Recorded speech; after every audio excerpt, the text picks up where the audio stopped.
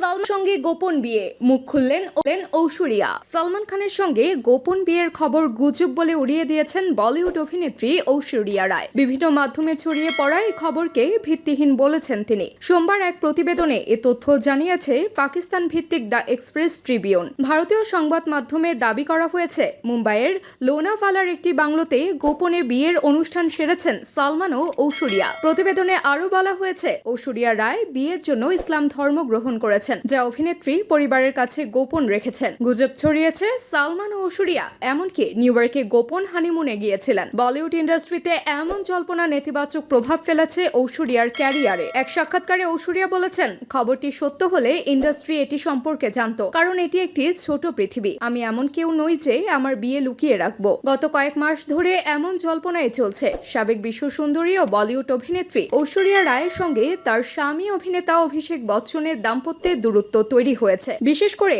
আম্বানিদের বিয়ের অনুষ্ঠানে একসঙ্গে প্রবেশ না করায় ঐশ্বরিয়া অভিষেককে নিয়ে জল্পনা ঘনীভূত হয়। এছাড়া সম্প্রতি দুবাইয়ে এক অনুষ্ঠানে বিয়ের আংটি ছাড়াই দেখা গেল তাকে। সঙ্গে ছিল মেয়ে আরাধ্যাও। বিয়ের আংটি দেখতে না পেয়েই ঐশ্বরিয়া অভিষেকের দাম্পত্য কলহ নিয়ে ফের আলোচনা শুরু।